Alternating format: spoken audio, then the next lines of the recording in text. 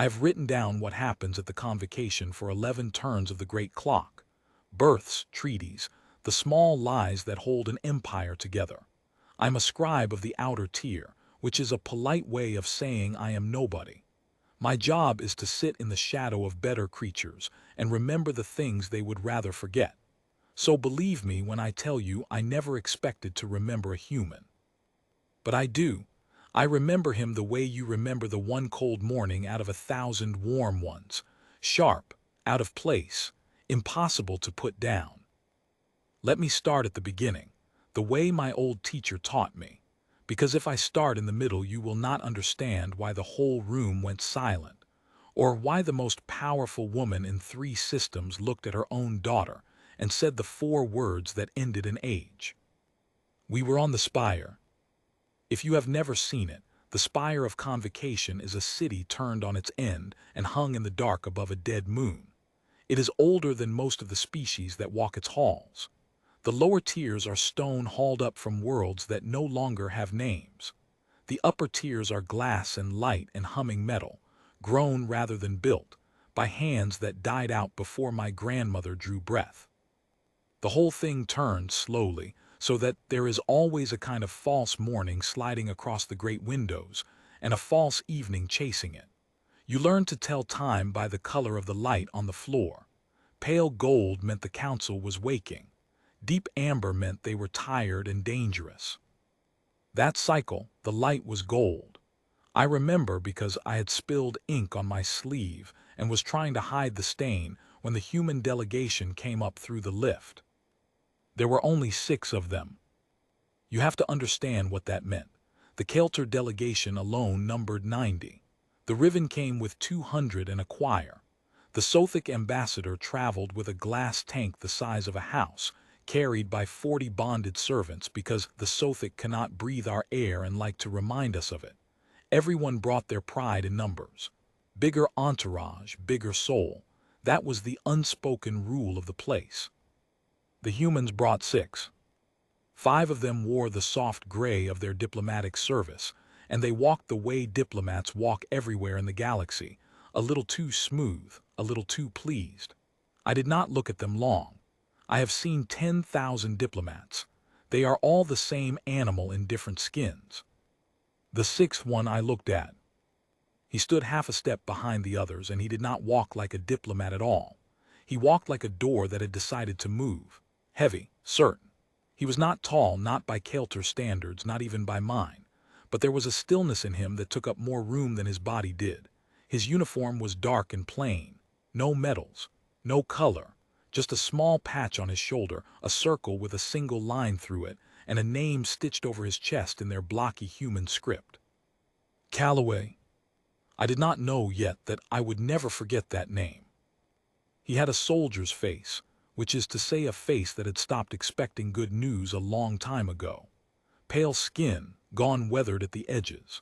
A scar through one eyebrow that the hair had grown back wrong around. His eyes moved across the great hall once slow, and I had the strange feeling that he had already counted every exit, every guard, every place a body could hide. Then his eyes stopped moving and his face went smooth, and he stood there like a stone in a river, letting the whole shining convocation flow around him. I wrote in my book, Human Escort 1, armed, unclear, calm. I did not yet know how much that last word would matter. The humans had come to be confirmed. That was the word the council used, confirmed. 200 turns ago, no one in this hall had heard of them. They were a rumor from the far arm, a young species crawling out of a single blue world, fighting wars with chemicals and falling rocks like animals. The convocation had laughed at them. I know because I read the old records. There is a line in the minutes from that session, written by a scribe long dead, that says simply, "They will not survive their own son." But they did survive. They survived the Drevel famine, when half the outer world starved and humanity, of all of them, opened their granaries. They survived the Sothic blockade by doing something so strange the Sothic still will not speak of it. And then, 4 turns ago, they did the thing that no one expected, the thing that brought them here to be confirmed. I will tell you about that thing later. It matters, but not yet. For now, all you need to know is that the humans had earned a seat, and a great many old and powerful families hated that they had earned it, and the most powerful of those families was sitting on the high tier in gowns of living silver, watching the 6 small humans cross the floor. The Kael'ter. Let me tell you about the Kael'ter, because you cannot understand the daughter without understanding what made her. They are a tall people, taller than me by a full head, with skin the deep blue-gray of a storm just before it breaks, and long fingers and eyes that have no white in them at all, only dark color from lid to lid. They are beautiful in the way a blade is beautiful. They were warriors once, real warriors, in the days when the galaxy still settled things with fleets and fire. They conquered 11 systems before the Convocation existed. Then the Convocation came and made conquest illegal, and the Kael'ter, who could not stop being what they were, simply changed the battlefield. Now they fought with marriages and debts and quiet poisonings, and the kind of contempt that can hollow out a smaller species over generations. They had not lost a war in 900 turns, because they had stopped fighting wars you could see. At the head of their family sat the matriarch, Ashen. I had seen her perhaps 4 times in my whole life, always from a great distance, always feeling afterward that I had been near something I was not meant to survive. She was old, older than anyone knew. Her silver gown moved on its own, slow, like water thinking about which way to fall. Her face was a still pool, and her eyes were 2 stones at the bottom of it. When she spoke, which was rarely, 3 systems went quiet to listen. She did not raise her voice. She had never in living memory needed to. Power like that does not shout, it only waits. And beside her sat her daughter.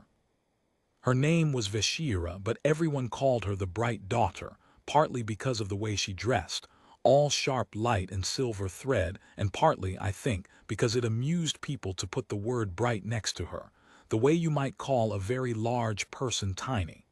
She was not bright. She was clever, which is a different and more dangerous thing.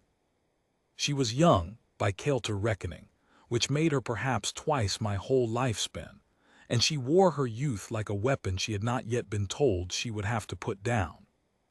She was beautiful too, I will not pretend otherwise, but where her mother's beauty made you go quiet, the daughter's made you nervous.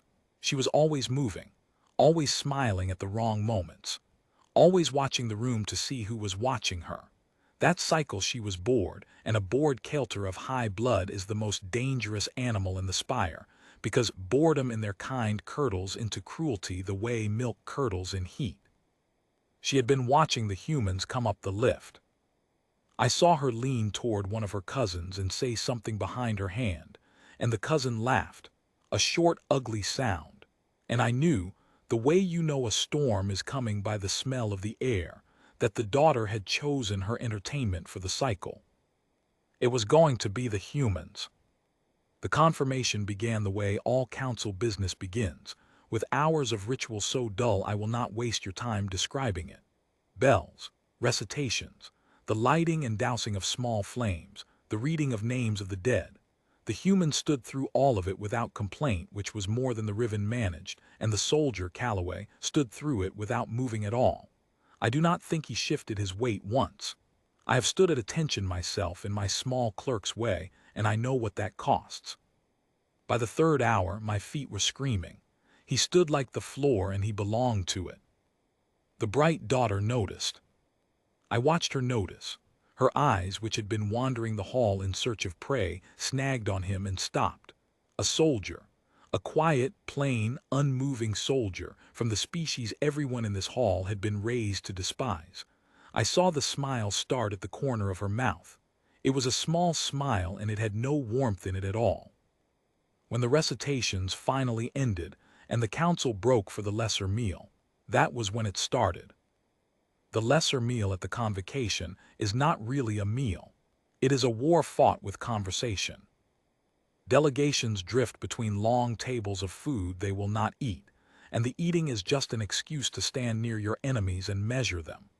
The humans had been given a place near the windows, low, far from the Kael'ter high tier, an insult so quiet that only those of us who watched the seating charts would have understood it. The humans did not seem to understand it, or did not care. They stood by the windows in their soft gray, talking among themselves, and the soldier stood a half step behind, facing out, watching the room. The bright daughter came down from the high tier. This in itself was strange. The high-blooded do not come down. They wait for you to climb to them, and most of us spend our whole lives climbing and never arrive. But she came down, trailing 2 cousins and a cloud of that cold light she wore, and she crossed the floor toward the humans, and every scribe in the room, including me, quietly turned a fresh page. She stopped in front of the lead diplomat, a graying human woman with kind, tired eyes whose name I later learned was Ambassador Rayland. The daughter looked her up and down the way you might look at something a pet had dragged in. "So," she said, her voice carried, she wanted it to, "these are the famous humans. I expected you to be taller." The ambassador smiled the smile of a woman who has been insulted by experts on 100 worlds. "We grow on what we're given," she said. "It's a small world." "A small world," the daughter repeated as if tasting it. "And a small delegation, 6. We brought more servants than you brought souls." Her cousins laughed. "Tell me, do your people simply not have anyone to spare, or did the rest get lost on the way?" The ambassador's smile did not move. "We find 6 is usually enough." "Enough for what?" "For whatever the cycle requires." It was a good answer, calm, a little blade hidden in it. The daughter's eyes narrowed because she heard the blade too, and she did not like being cut even slightly by something she had decided was beneath her. She looked away from the ambassador, the way you turn away from a conversation you are losing, and her gaze swept the rest of the delegation, looking for softer prey. It landed on the soldier. He had not moved. He stood a half step behind and to the side, hands loose at his belt, eyes on the room, and he had given no sign that he was even listening. To the daughter, I think, this was unbearable. She was used to being the center of every room she entered. And here was this gray little man, this animal in a uniform who would not even look at her. She stepped around the ambassador and walked up to him. She was taller than him by a head and a half. She used it. She came in close, closer than is polite, close enough that her cold light fell across his face, and she tilted her head down to look at him, and she smiled. "And what are you?" she said. He looked at her then, just looked. His face did not change. "Sergeant Calloway, ma'am." "Sergeant," she said the human word badly on purpose, drawing it out, making it sound foolish. "A soldier. They brought a soldier to a confirmation. How quaint. Do you expect a battle, Sergeant?" "No, ma'am." "Then why are you here?" "To stand here, ma'am." A laugh went around her cousins. The daughter's smile widened. She had found it. She had found the thing she could play with. A creature trained to give short, stupid answers, who would stand there and take whatever she gave him, because that was his function, to stand and take. "To stand here," she repeated, delighted. "What a magnificent purpose, the pinnacle of your species, to stand." She circled him slowly, the way a predator circles, and her cousins drifted with her, and the little crowd around the windows grew, because a kelter of high blood toying with prey is theater, and the convocation lives for theater. "Tell me, Sergeant who stands, on your little blue world, is this an honor, to be the one chosen to stand behind your betters and say nothing? Did your mother weep with pride?" He did not answer. He was not, I realized, going to answer questions that were not really questions. He had drawn a line somewhere inside himself, a line I could not see, and he was standing on his side of it, and she had not yet found a way across. This only made it worse. The daughter does not like a wall. None of them do. A wall is a thing to break. She kept at him. "I will not write all of it, because some of it shames me even to remember, and a scribe should not feel shame for what he merely records, but I am old now and I will say what is true." She mocked his size. She mocked his scar, asking if his betters had marked him so he would remember his place. She mocked his world, his sun, the chemicals his species burned to fly, the falling rocks they had once thrown at each other. She mocked his uniform, plucking at his sleeve with one long finger as if it might be dirty. And through all of it the soldier stood and looked at the room over her shoulder and said nothing, and his stillness was so complete that it became, slowly, a kind of answer, the only answer he had, and it drove her closer and closer to the edge of something. The whole hall was watching now, even the high tier. Even, I noticed with a cold drop in my stomach, the matriarch. Ashen had not moved. She sat in her silver gown with her two stone eyes, and she watched her daughter circle the human, and I could not read her face because no one could ever read her face, but I had the sense, the way you sense a held breath in a dark room, that she was waiting for something.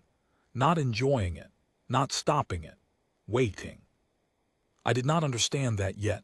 I would. The diplomats from the human side had gone tense. I could see it.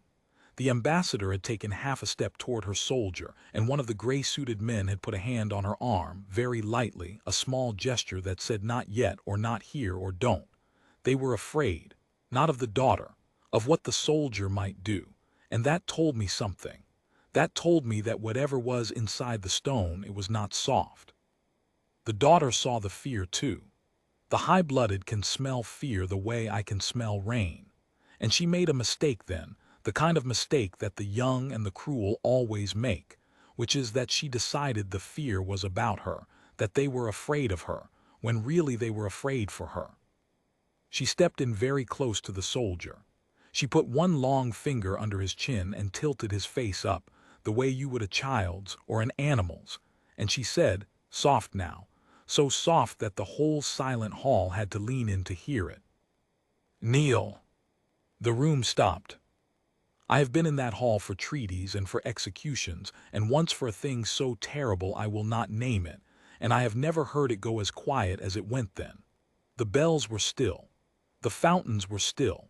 Even the great turning spire seemed, for one breath, to stop turning. Kneel, she said again, and now there was teeth in it, the old Kelter command voice, the voice 900 turns of conquest had bred into her blood. You came to my mother's house. You stand in my mother's hall. You are nothing, Sergeant. You are 6 souls and a small blue world and a flag we have not bothered to learn. Show me you understand your place. Kneel. And the soldier, Calloway, looked at her. For the first time he looked at her fully, not over her shoulder, not at the room, but at her, into those dark eyes with no white in them, and something moved in his weathered face, something that was not fear and was not anger, something I did not have a word for then and barely have one for now. It was pity. He looked at this beautiful, cruel young creature with her finger under his chin and her ancestors' command in her mouth, and he pitied her, and I think she saw it, and I think it was the worst thing that had ever happened to her, because her face changed, the smile cracked, the boredom burned off all at once and left something raw and furious underneath. I won't kneel, ma'am, he said, quiet, almost gentle, not for that. And on the high tier, in her gown of living silver, the matriarch Ashen finally moved. She rose. The whole hall turned. 3 systems worth of power and pride and old hatred turned to look at the old woman standing slowly from her seat, and the bright daughter turned too, her hand falling away from the soldier's chin, her face shifting from fury to something almost like hope, because surely her mother was rising to end this, to crush the insolent little animal who would not kneel, to remind the whole convocation what the Kelter were. Ashen came down from the high tier. She came slowly. She did not need to hurry. The crowd opened before her like water before a prow. She crossed the floor, past the long tables, past the frightened diplomats, until she stood before the soldier and her daughter, and she looked at the man. This small gray plain man with the scar and the patch on his shoulder, the circle with the line through it. And I saw, for the first time in 11 turns, the matriarch's still face break. Not with anger, with recognition. She looked at the patch on his shoulder for a long moment, the circle, the line, and something passed across her ancient features that I can only call grief, old grief, grief with the dust of years on it, and she lifted her eyes to his face and she said, in a voice that did not carry, a voice meant for him alone, but that the dead silent hall heard anyway. "I know that mark." The soldier went very still, stiller than before if that was possible. "I know that mark," she said again. "I have seen it on a field of fire a long time ago, on a world you would not know the name of. I have seen it on the chest of a man who did what you have just refused to do and did not refuse it, and lived the rest of his short life regretting that he did not refuse." Her stone eyes searched his face. "What is your unit, Sergeant?" He told her, "I will not write it here, it is not mine to give." But I saw the name land on her like a slow, heavy stone. The bright daughter was staring at her mother. "Mother," she said, "what are you?" He refused me, in front of the convocation. He refused a daughter of the high blood. "You cannot." "Be silent." It was not loud. It was never loud.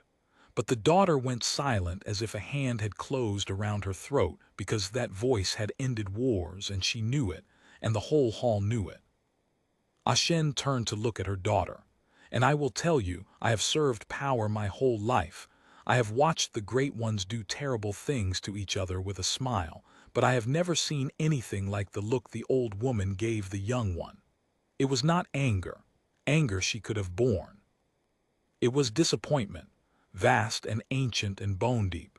The disappointment of someone who has seen exactly this mistake before, who has watched it cost everything before, and who realizes in one cold instant that her own blood has learned nothing." "You told him to kneel," Ashen said. "Ah yes, he is nothing, he." "You told a man who wears that mark to kneel." The matriarch's voice dropped lower, and somehow the lower it went the farther it reached. "Do you know what that mark means? Do you know what those men do? No, of course you do not. You have never read anything that did not flatter you. You have never bled for anything. You have stood in this hall your whole short life, and you have decided that the size of a delegation is the size of a soul, and you have just walked up to the most dangerous kind of creature in this galaxy, and you have spat in its face, and it did not strike you down, and you think that means you won." She stepped closer to her daughter. The whole hall held its breath. "It means he chose not to." The daughter's face had gone gray pale. "Mother, people are watching." "Yes," said Ashen. "They are. Good. Let them watch you learn the only lesson I have ever truly needed you to learn." She straightened slowly, all her terrible years uncoiling in the line of her spine, and she looked at her daughter, and she spoke the 4 words that I rode home with that night, the 4 words I have carried for the rest of my life, the 4 words that ended the long age of Kelter contempt and began something none of us had a name for yet. She said, "Kneel before him." I dropped my ink. I heard it hit the floor, a small wet sound in the enormous silence, and I did not bend to pick it up, because the entire convocation, 3 systems of power and pride had stopped breathing, and you do not move when the world stops breathing. "Mother," the daughter's voice cracked, "you cannot ask me to." "I am not asking." "He is a human. He is a soldier. He is nothing. You said it yourself 1,000 times. You said their world was beneath us, you said." "I said many foolish things to make you proud," Ashen said, "and there was something terrible and tired in it. And you believed all of them and none of the true ones. I am telling you now, in front of everyone you have ever wished to impress, the truest thing I know. That man could have let you make a fool of yourself and walked away. That man could have answered your cruelty with cruelty and shamed our house in front of the galaxy. That man could have done what his kind are very, very good at doing, which I have seen with my own eyes on a field that still burns in my dreams." Her voice shook just once, just slightly, and from the matriarch it was like watching a mountain tremble. "And instead he pitied you. He looked at my only daughter and he pitied her. Do you understand what that costs a soul like his? Do you understand the discipline it takes?" The daughter said nothing. Her cousins had melted back into the crowd. She stood alone in the center of the floor in her sharp silver light, suddenly very young. "You will kneel," said Ashen, "because I will not have it written in the records of this convocation that the House of Kelter learned nothing in 900 turns. You will kneel, and you will remember it every cycle of your long life, and one day when you sit where I sit, you will understand that the strongest thing in any room is almost never the loudest." She looked then at the soldier, and the iron went out of her and something almost soft came into the stone. "Forgive her, Sergeant. She is young." I made her so. And the soldier, who had stood through all of it like a door that had decided not to open, finally spoke. "There's nothing to forgive, ma'am," he said, "and she doesn't need to kneel." "She does." With respect. He met the matriarch's eyes, and I understood, watching it, that these two understood each other in some way the rest of us could only stand at the edge of. "Where I'm from, we don't make people kneel. We had kings once. We got rid of them." A ghost of something crossed his weathered face, not quite a smile. "If she wants to learn, she doesn't learn it on her knees. Nobody does." The hall did not know what to do with that. I did not know what to do with that. I had my book open and my hand frozen above the page, and I realized I had no words for what I was watching, because the words I knew were all words for power, for who was above and who was below, and this small gray man had just stepped outside all of them and was standing somewhere I had no map for. The matriarch looked at him for a long, long time. And then, slowly, the matriarch Ashen, head of the high blood, who had not bowed to anything in 900 turns, who had outlived 3 convocations and broken 11 systems, inclined her ancient head. To him, just slightly, just for a moment. But the whole galaxy was watching, and the whole galaxy saw it, and somewhere in the records of that cycle there is a scribe's note, my note, written in a shaking hand. The matriarch bowed first. The daughter watched her mother bow, and something broke in her face that I do not think ever fully healed, and that was the beginning of everything that came after, though we did not know it yet. But I am getting ahead of myself. Because you are wondering, as I wondered, as the whole silent hall wondered. What mark was on his shoulder? What field of fire had the matriarch seen? What had humanity done, 4 turns ago, that had earned them their seat, and earned this one small soldier a bow from the most powerful woman in 3 systems? To understand that, I have to take you back. Not to the field the matriarch dreamed of. Not yet. To something smaller and stranger. To the reason the humans were really on the spire that cycle. The reason that had nothing to do with confirmations and rituals and the lighting of small flames. You see, the confirmation was the public reason. There was a private one. And the private one is why there was a soldier at all. Why there was a man like Calloway standing a half step behind a delegation of diplomats. Why the human ambassador had reached for him with fear in her eyes when the daughter began her game. The humans had come to the spire to confirm their seat, yes. But they had also come because something was wrong with the spire, and they were the only ones who had noticed. And they had come to tell a council that did not want to hear it that the great old city turning in the dark above a dead moon was, very quietly, beginning to die. And they had been right. But I am getting ahead of myself again. Forgive an old scribe. When you have carried a story this long, it spills out in the wrong order, like water from a cracked jar. Let me go back to before the lesser meal. Let me go back to the morning, the gold morning, when the humans came up the lift, and I spilled my ink and wrote one cold word in my book. Calm. Because before the daughter ever taunted him, before the matriarch ever rose, the soldier had already done something that no one else in that hall had done. He had walked through the great doors of the convocation, and while everyone else was looking up at the glory of the place, he had looked down. At the floor. At a single thin line of dark dust along the seam where the ancient stone met the grown metal, a line so faint that no one in 11 turns had ever bothered to write it down. I saw him crouch that gold morning while the diplomats swept past. I saw him touch the dust with one finger.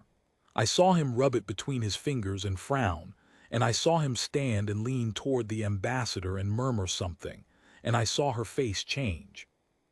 I wrote it down because I write everything down. I did not know what it meant. It meant the spire was bleeding. It meant we were all, every proud soul in that shining hall, standing inside something that had begun very slowly to come apart. And it meant that within 2 cycles, the small gray man the bright daughter had ordered to kneel would be the only reason any of us were still alive. But that, my friends, is part 2. Let me catch my breath. An old scribe can only spill so much at once. For now, hold on to this. Hold on to the gold light and the 6 small humans and the daughter's cold smile and the 4 words that stopped a galaxy. Hold on to the soldier who would not kneel and the matriarch who bowed first. Because soon the gold light is going to turn to amber, and then to red, and then to no light at all. And in the dark, you will learn what the mark on his shoulder really meant. So let me go back the way I promised. Let me go back to the gold morning before any of it, and tell it properly this time slow, the way my old teacher would have wanted.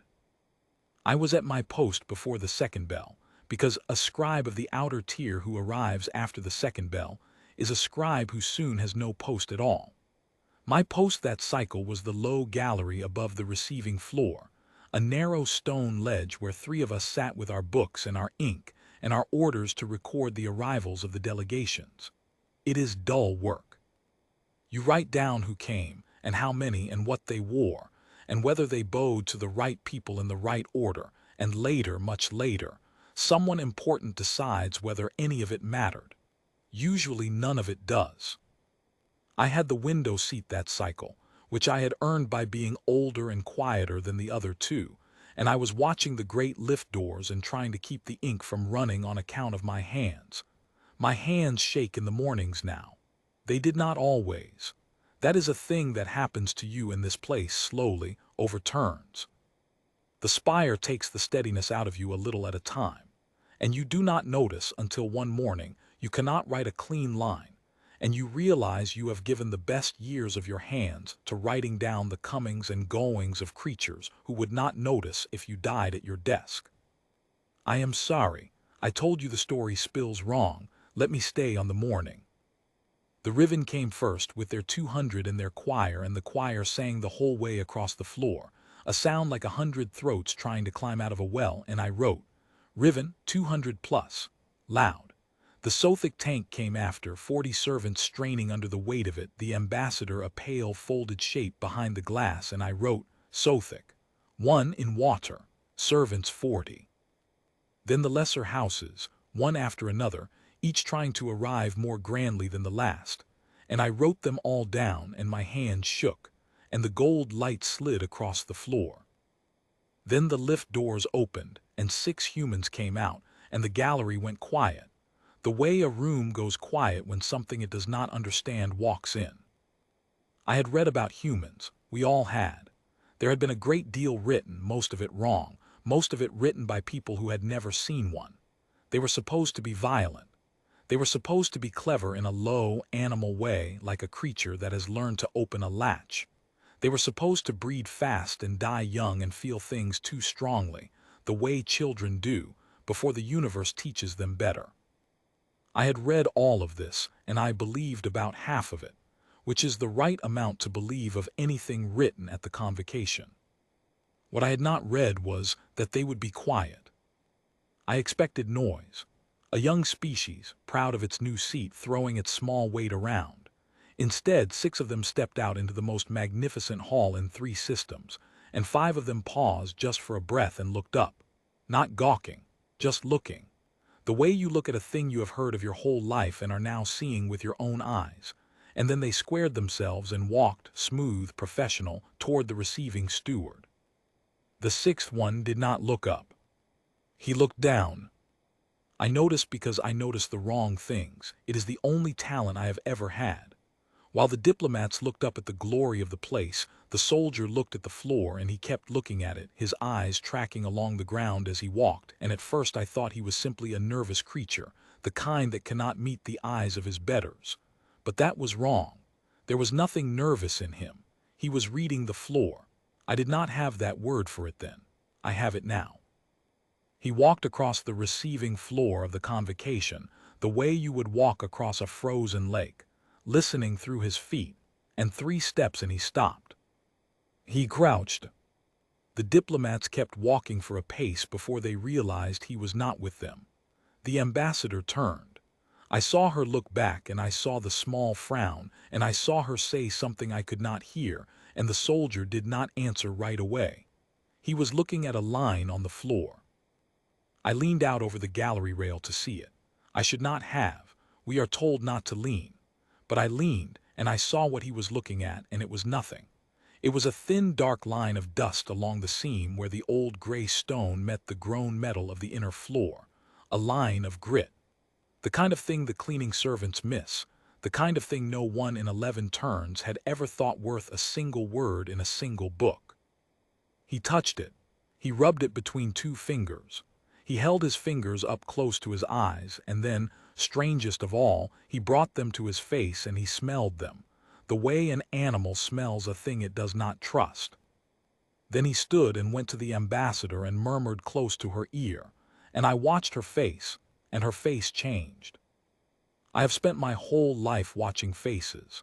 It is the other half of my one talent, and the ambassador's face in that moment did a thing I had not expected. It did not show surprise. It showed confirmation. The look of someone who has been dreading a particular piece of bad news and has just received it and is now, very calmly, beginning to be afraid. She said something back to him. He nodded once, and then the 2 of them rejoined the others and walked the rest of the way across the floor as if nothing had happened, smooth, professional. 6 small souls in gray and 1 in dark, and the gold light slid over them, and the riven choir sang, and I wrote in my book, because writing is what I do when I do not understand. Human escort crouched at the stone metal seam, examined dust, reported to ambassador, ambassador alarmed but composed. And then I wrote the word that I keep coming back to, the word from the very beginning. Calm. Because that is the thing about him I want you to hold on to, before the daughter, before the kneeling, before any of it. The thing that made him different from every other soul who has ever crossed that floor was not strength. It was attention. Everyone else came into that hall and looked up, at the power, at the glory, at the people they wanted to impress or fear. He came in and looked down, at a line of dust no one else could be bothered to see, and he understood, in the time it took to rub it between 2 fingers, something that the wisest minds of 3 systems had not noticed in 1,000 turns. But I did not know what he understood. Not yet. I only knew that a man had smelled a floor and a woman had become afraid, and that this was, by the standards of my dull little gallery, the single most interesting thing that had happened in a season. So I did what scribes are absolutely forbidden to do. I followed them. The receiving steward took the human delegation through the lesser halls toward their assigned quarters, which were, like their seating, a quiet insult, far out on the cold rim of the residential tier where the air recyclers groan and the windows look out on nothing but the dead moon. I should have stayed at my post. I told myself I was going to fetch fresh ink. I am not a brave creature and I have never pretended to be, but my one talent had hold of me, and when the wrong thing has hold of you, you go. I caught up to them at the long corridor that runs the rim, and I did the thing my kind are good at, which is to make myself small and quiet and beneath notice, a scribe carrying papers, going somewhere, no one of any importance. The high-blooded never look at us. It is the great advantage of being nobody. You can stand in the corner of any room in the galaxy, and the powerful will say things in front of you that they would die before saying in front of an equal. Because to them you are furniture. You are the wall. You do not exist. So I existed quietly in that corridor, 20 paces back, papers in hand, and I listened. Not the only seam, the soldier was saying. His voice was low and even. I checked 4 on the way in. Same residue on all of them. It's not local. How sure, said the ambassador. As sure as I can be without instruments they won't let us bring in. A pause. The composition's wrong, ma'am. That's stress shedding from the structural lattice. The old stuff, the original grown metal, it doesn't shed. It's not supposed to be able to. If it's shedding, something's loading it past tolerance. Slowly, over a long time, long enough that the dust built up where the cleaners don't reach. The lattice is the spire. Yes, ma'am. You're telling me the spire is failing. I'm telling you a load-bearing structure that isn't supposed to shed material is shedding material. I'm telling you what I'd tell you about a bridge or a hull. I'm not an engineer, but I've stood inside enough things that were about to come apart to know the smell of it. A longer pause. And ma'am, it smells like it in here. I stopped walking. I pressed myself against the cold wall of the corridor and I held my breath, and I felt something I had not felt in a very long time, which was the small animal certainty that I was hearing something true and terrible. The spire was eternal. That was not even a belief exactly. It was more fundamental than a belief. It was the floor under all the other beliefs.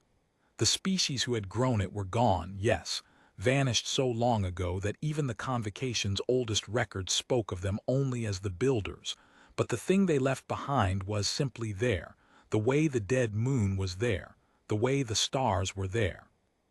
It turned in the dark and it would turn forever, and we lived inside it and quarreled and married and poisoned each other and wrote it all down. And the spire held us the way a hand holds water, without thought, without effort forever.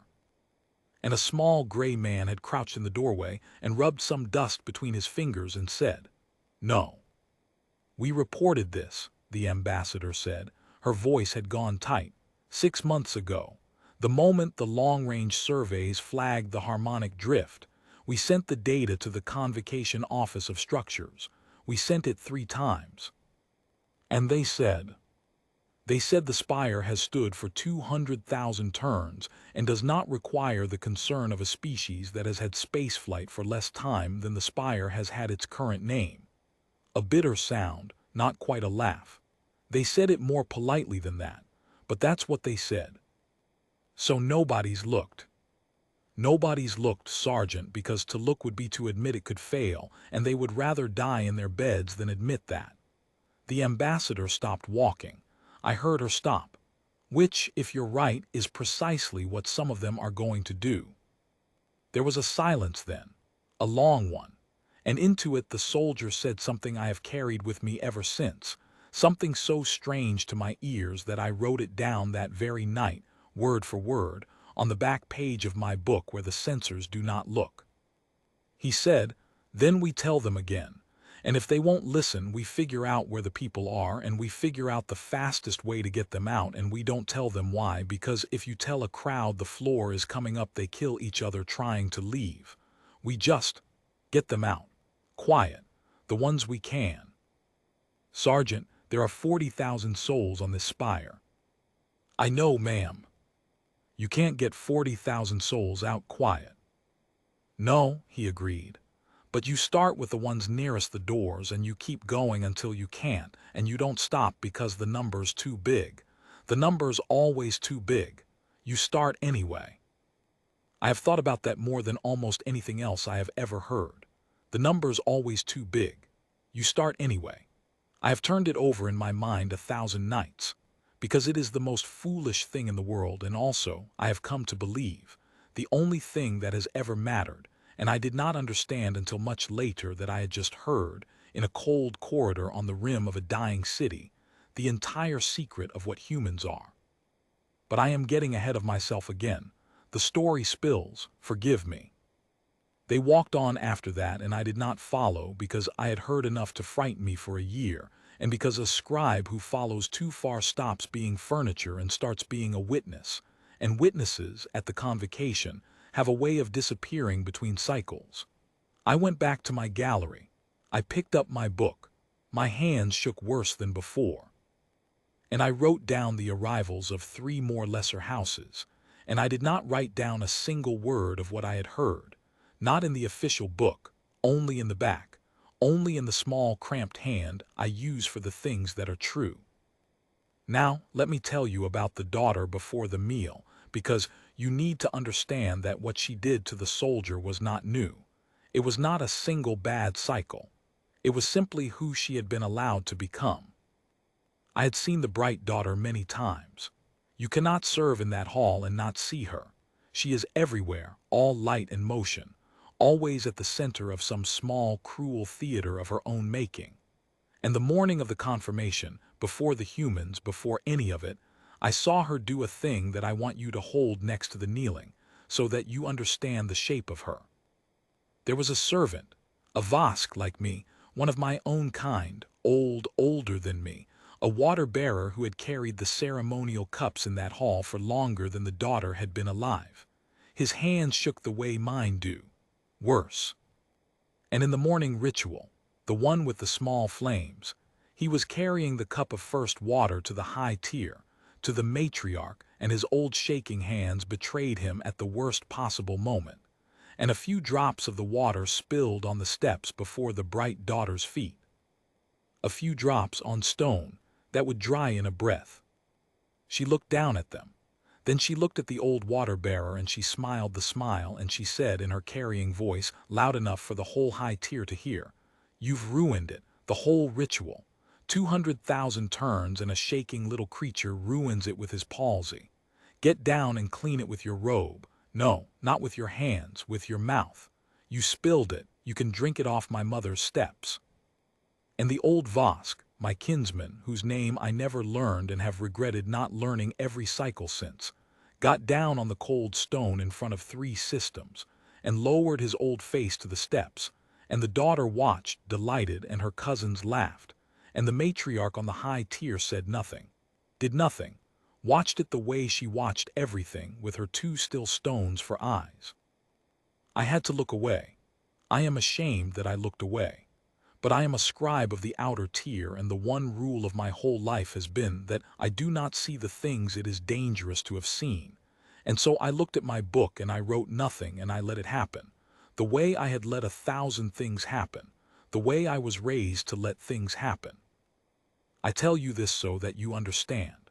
When she stood in front of the soldier at the meal and said kneel, that word did not come from nowhere. It came from a whole life of saying that word in different shapes to different small creatures and watching them obey. She had said kneel to my kind 100 times. We had always knelt. Why would a human be any different? In her whole long life, no one beneath her had ever simply looked at her and pitied her and said no. That is the thing she could not survive. Not the no, the pity. Because pity from below means the one below sees something in you worth pitying. And a daughter of the high blood had been raised to believe there was nothing in her but glory, and a small gray animal in a plain uniform looked at her and saw instead a child who had never been told the true things, and she felt it land, and it broke something, and that breaking is the whole rest of this story. But I have told you the meal already. I told it out of order, the way the cracked jar pours. Let me not tell it again.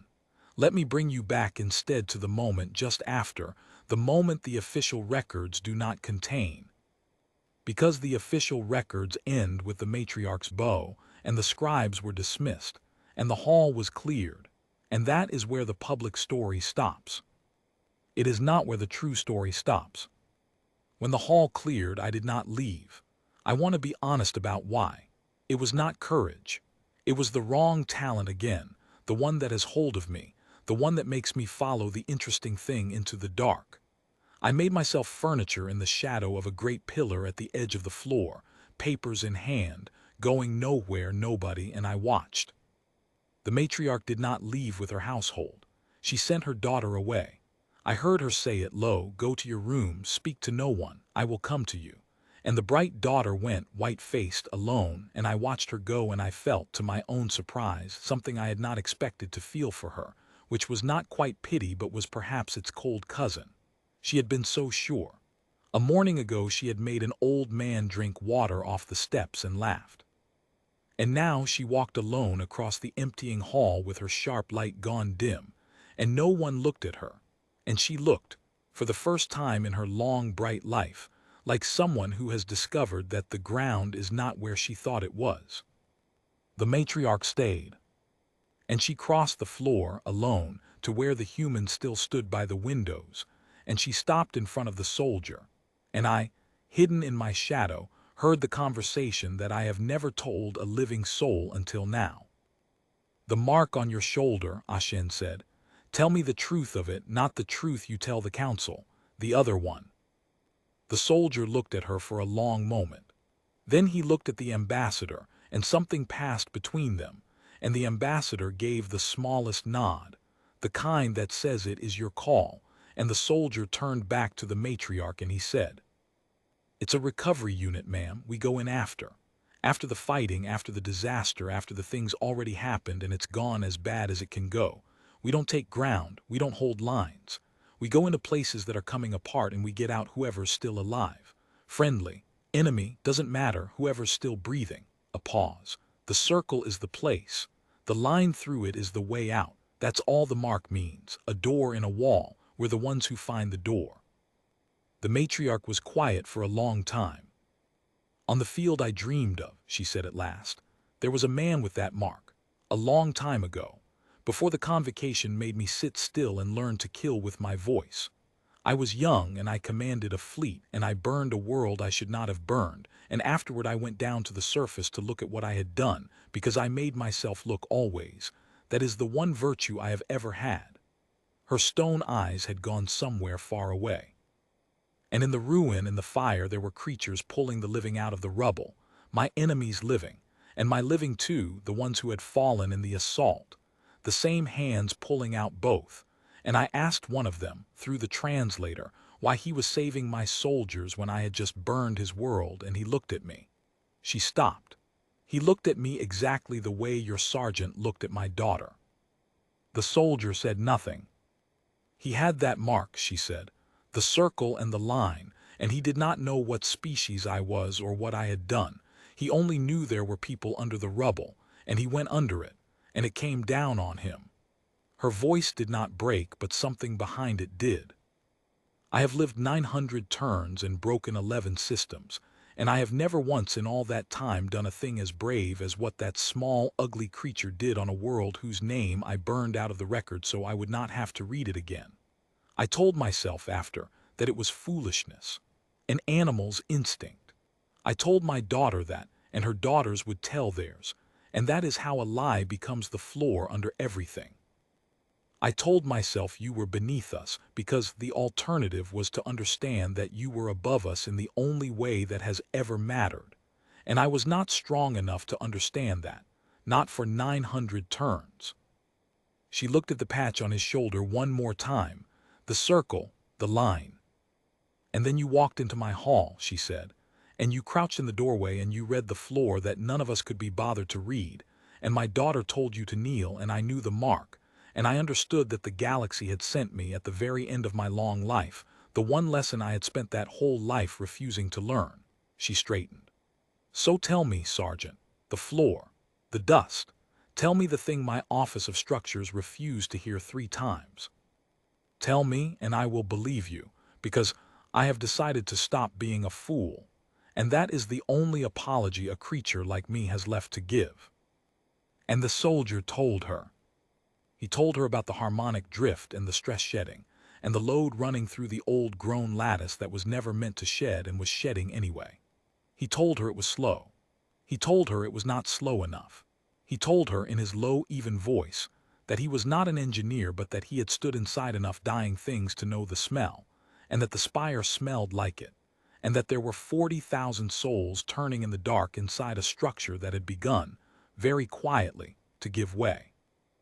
And the matriarch Ashen, who had not believed her own Office of Structures, believed a human soldier, because she had seen his mark on a field of fire, and because the man who wore it before him had gone under the rubble and not come back, and because she had spent 900 turns being wrong about exactly one thing and had finally, at the end, grown tired of it. "How long?" she said. "I don't know, ma'am, days, maybe less. The drift's accelerating. That's the thing about a lattice like this.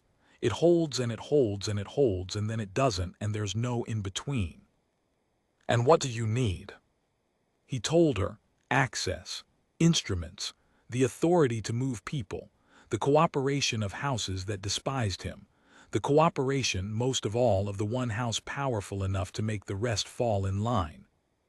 The matriarch looked at him for a long moment, this small gray plain man who would not kneel, And then she did the thing the official records do not contain, the thing I alone saw from my shadow behind the pillar, the thing I have carried like a coal in my chest for the rest of my life.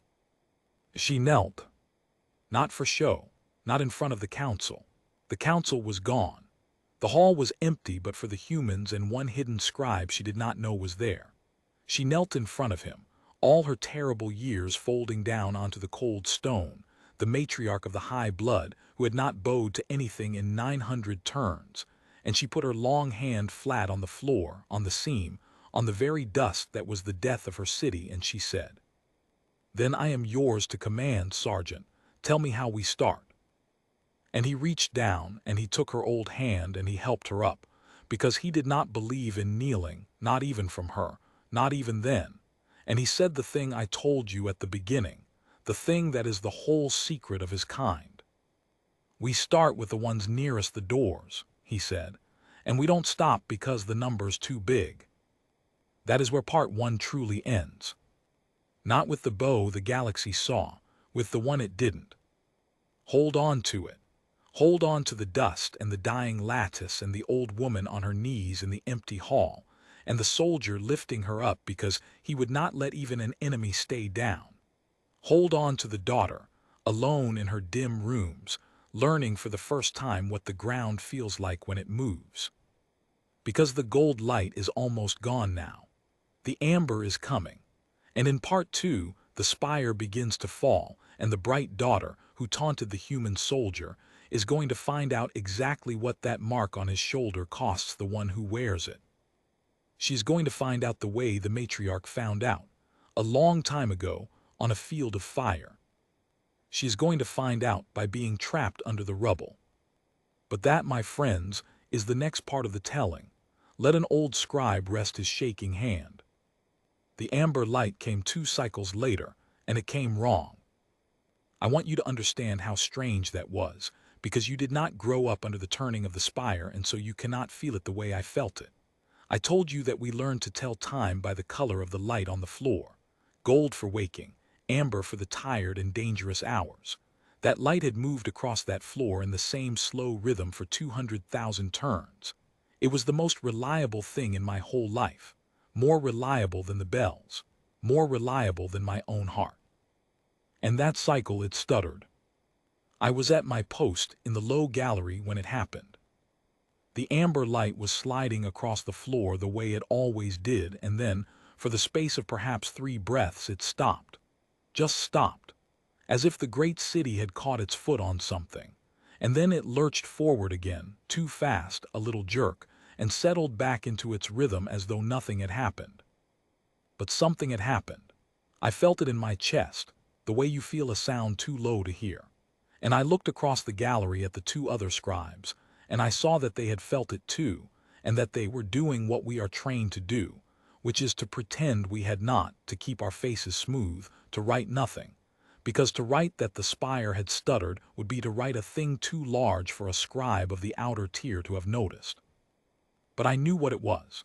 I was, I think, the only soul in that whole gallery who knew what it was, because I had followed 6 humans down a cold corridor and listened from the shadows, and I knew the floor was shedding and the lattice was loading past tolerance, and the man who read floors had said days, maybe less.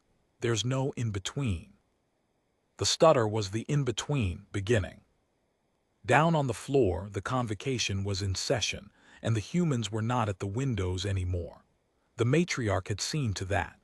In the 2 cycles since the empty hall, she had done a thing that the houses are still arguing about, that they will argue about for 100 turns.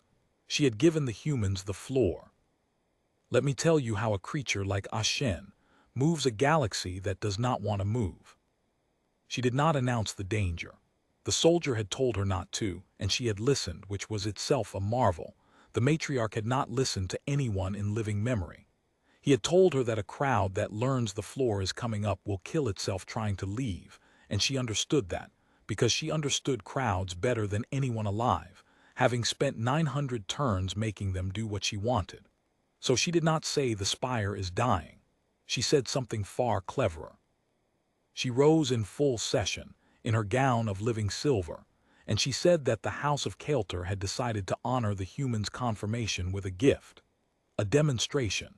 She said the young species had brought with them a curiosity, a method of structural divination, and that it would amuse the council to permit them to survey the great spire as a courtesy, a small entertainment, a chance for the elder houses to laugh at the primitive instruments of the newcomers. It was a lie wrapped around a truth wrapped around a lie. The council loved it. They loved the chance to watch humans fail at something. They granted the survey, laughing, and they did not understand that they had just handed the soldier the one thing he needed, which was the right to walk the spire from rim to core with his instruments and his eyes, reading the floors, finding the doors, mapping the death of the city while 3 systems chuckled at the quaint little animals playing at engineering. I know all of this because I was assigned to it. This is the thing that changed my life, and I still do not fully understand why it happened. A scribe of the outer tier is assigned to record the survey, a dull courtesy posting, the kind of thing they give to the old and the unimportant so the important scribes do not have to be bothered. They gave it to me.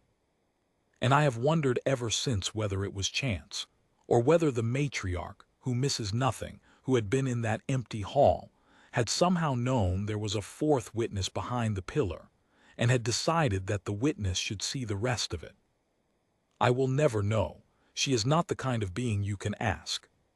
But that is how I came to walk the dying spire beside Sergeant Calloway, with my book in my shaking hands, writing it down. He was different out of the great hall. In the convocation he had been a stone, a door that would not open. Out here, moving through the service corridors and the maintenance shafts and the long cold rim where the recyclers groan, he came alive in a quiet way, the way I imagine he must have been on his fields of fire. He moved fast and he missed nothing and he talked to himself, low, a steady murmur of numbers and observations that I scrambled to write down. He carried a small device that hummed and showed him things I could not see, and he pressed it to the walls and the floors and the great structural ribs, and read it, and frowned, and moved on. The ambassador had stayed in session to manage the houses. The other diplomats were spread through the spire quietly, doing the second part of the soldier's plan, the part no one was supposed to notice, finding the people, counting them, learning where they slept and where they ate and which doors were nearest. You start with the ones nearest the doors. They were drawing the map of who could be saved. And the soldier walked the bones of the city with one old shaking scribe at his heels. And as he walked, he taught me, though I do not think he meant to. "See that?" he said, pressing the device to a great rib of grown metal at the base of the residential tier. "That's a load path. Everything above us, all that weight, it doesn't go straight down, it travels. It finds the strong places and runs through them like water finding the low ground, only backwards. This rib here, this carries about 1/3 of the inner ring." He moved the device. He frowned. "And it's singing, hear that." I could not hear anything. I told him so. "Not with your ears." He took my hand gently, the first time anyone of consequence had touched me in years, and he pressed my palm flat against the cold metal of the rib. "Feel." And I felt it. A hum, so low it was almost not there. A vibration in the metal, fast and fine and wrong, like the way a thin glass sings when you run a wet finger round its rim, but deeper, slower, vaster. The whole rib was singing, and through my palm I could feel that the song was getting louder, very slowly, a fraction at a time, climbing towards some note I did not want to hear. "That's the load talking," he said. "When metal carries more than it should, it sings. Higher the song, closer the failure. This one's been singing for a long time, years probably, but it's climbing now. They all are." He took the device away and looked at me, and there was no drama in his weathered face, just the flat certainty of a man who has seen this before. "The spire's not going to fall all at once. That's not how it works. It's going to fail in pieces. The most loaded paths go first. They shed their load onto the next strongest paths, and those take more than they were built for, and they sing higher, and they go too. It cascades. Once it starts, it's fast." "How fast?" I asked. My own voice surprised me. "Scribes do not ask, we record." "Once the first rib goes," He looked up at the impossible weight of the city hanging above us in the dark. Minutes. I wrote that down. Minutes. My hand shook so badly the word was barely a word. We were 3 days into the survey when the houses began to resist. You have to understand that the matriarch's clever lie could only hold for so long. The humans were everywhere now, in places no delegation had ever been permitted, measuring, counting, moving people in small, quiet ways, suggesting that this family take their meal in the lower halls today, that this house's children be gathered near the great lifts for a ceremony. It was masterful, what they did. They were emptying the high-risk tiers a few souls at a time, so slowly that no one noticed they were being herded, no one but the houses whose pride could not abide being managed by animals. The Riven complained first, then the Sothic, who could not be moved easily on account of the tank and resented being asked, and then the lesser Kelter houses, the cousins and the cadet branches, who had never loved the matriarch's authority and saw in this strange business a chance to challenge it. There is a Kelter lord named Dornavash, a cousin of the matriarch, distant, ambitious, the kind of creature who has spent his whole long life one seat too far from the power he believes is his by right. He stood up in full session on the 3rd day, and he said the thing that the houses had been afraid to say, the thing the soldier had been racing to outrun. He said, "Why are the humans moving our people?" And the hall went quiet, and the matriarch's clever lie began to come apart. I was not in the session. I was in a maintenance shaft below the diplomatic tier with the soldier, my palms still humming from a rib that had begun to sing a note that frightened him, watching him work faster than he had worked all week when the runner came. A young Kelter, breathless, sent by the ambassador. The session has turned. Dornavash has the floor. He's demanding the survey stop. He's accusing the matriarch of letting the humans seize the spire. The soldier did not stop working. How long does she have? They're calling for a vote to expel the human delegation, to revoke the confirmation. The runner swallowed. If it passes, you're to be removed from the spire within the hour, all of you, by force if you resist. And the soldier, kneeling in the shaft with his device pressed to a singing rib, did a thing I will never forget. He laughed, not a happy laugh, a short, tired, almost gentle sound. "Of course," he said, "of course they want to vote." He looked at the rib, at the device, at the note climbing in the metal. There's a whole species somewhere keeping a record of every time the smart people voted to ignore the man telling them the building was on fire. He stood. "Take me to the session." "You can't address the council, you're not." "I know, I'm nobody, take me anyway." We went up. I want to tell you what the great hall looked like when we came into it, because I will never see anything like it again, and because it is the hinge on which the whole story turns. Lord Dornavash was on the floor in full cry, his storm-gray skin flushed darker with the joy of it, 3 systems hanging on his words. He was a good speaker. The cruel ones often are. He was painting a picture of the humans as infiltrators, as a young grasping species using the matriarch's strange indulgence to map the spire's secrets, to seize its tiers, to insult the elder houses by herding them like beasts. And it was working. I could see it working. I could see the lesser houses nodding, and the Riven leaning forward, and even some of the high Kelter, the ones who had hated the matriarch's bow from the start, beginning to believe. The matriarch sat through it on her high tier with her 2 stone eyes and her still face, and she let him talk, because she understood that to interrupt would be to seem afraid, and she was never afraid, or never seemed it.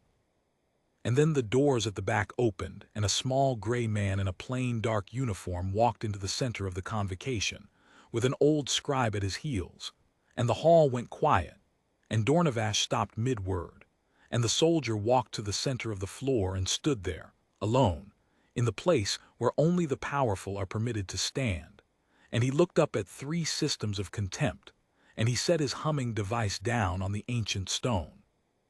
"My name is Wade Calloway," he said. His voice was not loud. He did not try to match Dornavash's music. He just spoke plain, the way he had answered the daughter, the way he answered everything. I'm a sergeant. I'm not allowed to talk to you. I know that. I'm going to anyway, and you can throw me off this station the second I'm done, but I need 90 seconds first and then I'll go quiet, I promise." The matriarch did not stop him. That was the whole game in that moment she could have. A word from her and the guards would have taken him. She let him speak. And the hall, seeing that she let him, did not move. "I'm not here to seize anything," he said. "I haven't got anything to seize it with. There's 6 of us. You counted." A small dry sound, almost humor, gone again. "3 days ago I crouched in your front door and I rubbed some dust off the floor because that's a habit I've got, looking at floors, on account of what I do for a living. And the dust was wrong. So I told my ambassador, and your matriarch let me look closer. And I've spent 3 days looking, and I'm going to tell you what I found, and then you can vote on whatever you like." He picked up the device. He held it up so the high tiers could see the light of it, though none of them could read it. "This station is failing," he said. The hall erupted. Of course it did. Dornavash was shouting, and the lesser houses were shouting, and somewhere a riven voice was rising into that well-deep song they make when they are afraid, and the soldier stood in the middle of it, small and still, and waited, and did not raise his voice to be heard over them, because he knew that a man who shouts has already lost, and he simply waited for the storm to spend itself, the way he had waited out the daughter. And when it had spent itself just enough, he spoke again, into the ragged quiet. "You don't have to believe me," he said. "I'm an animal in a uniform from a small blue world, and you've had 200,000 turns to get used to the idea that this place will stand forever. I understand, I do. But here's the thing about a building that's coming down." He looked around the hall slow, at the high tiers and the low, at the Riven and the Sothic and the proud Kelter faces. "It doesn't care what you believe. It doesn't care how old it is, or how beautiful, or how many turns it stood, or how foolish you'll feel if you evacuate and I'm wrong. It is loaded past tolerance, and it is singing, and it is going to come down. And the only question on the floor today, the only one that matters, is how many of the souls inside it are still alive when it does." Silence. And into that silence, Lord Dornavash, who could not help himself, who was made the way the bright daughter was made, said the thing that doomed him. "And if you are wrong, human, if we empty this sacred place on the word of a beast and nothing happens, and 3 systems learn that the high blood dance to the tune of an animal's superstition, what then? Where is your evidence? A speck of dust, a toy that hums?" He spread his long arms to the magnificent hall. "Show me. Show me one single sign that this eternal place is anything but eternal, and I will fall on my face and beg the human's pardon. But you cannot, because there is none. Because you are a frightened little creature playing at importance, and we are the masters of 3 systems, and this spire will stand." And the spire stuttered. I felt it before I saw it. The deep wrong feeling in the chest, the catch, the lurch. The amber light on the floor stopped, just stopped, for 3 full breaths, and a sound came up through the great hall, up through the ancient stone, a long, low groan, vast and slow and grinding, the sound of something enormous taking a weight it could not hold. The light lurched forward, too fast, and from somewhere far below us, deep in the bones of the city, there came a single sharp crack, like the breaking of a bone the size of a tower, and the whole hall shuddered, and a fine rain of dust sifted down from the high ceiling that had not shed a particle in 200,000 turns, and settled, glittering in the amber light, on the upturned faces of 3 systems. Dornavash stood with his arms still spread, his mouth still open on the word stand, and the dust fell on him, and he did not finish the word. The soldier did not gloat. I watched him, and there was nothing in his face but a kind of grief, and he said, very quietly, into the new and total silence, "That's your sign." And then, louder, the command voice coming into him for the first time, the voice I imagine he used on his fields of fire. "Everybody up, calm, no running. We're getting you out, all of you. Listen to my people and move when they tell you, and nobody has to die today." He turned to the high tier, to the matriarch. "Ma'am, I need the lifts and I need them now, and I need you to make these houses obey, because in about 4 minutes the panic's going to hit, and after that I can't save anybody." The matriarch Ashen rose from her seat, and the great clock of the spire, which had turned in the same slow rhythm for 200,000 turns, began, for the first time in the memory of any living soul, to come apart. But I am getting ahead of myself again. There is so much in those 4 minutes, and after them, that I must tell it slowly, or I will lose the parts that matter. For now, hold this. Hold the dust falling on the upturned faces. Hold Dornavash with the word stand dying in his mouth. Hold the small gray man in the center of the floor who had been told to kneel, now telling 3 systems to rise. Because the panic is coming. And in the panic, against every order the soldier gives, against all sense, a young Kael'ter in dimmed silver light is going to do the bravest and most foolish thing of her whole life, and it is going to put her exactly where her mother once stood, on a field of fire, looking up at a wall about to come down. But that is the rest of part 2. Let the old scribe breathe.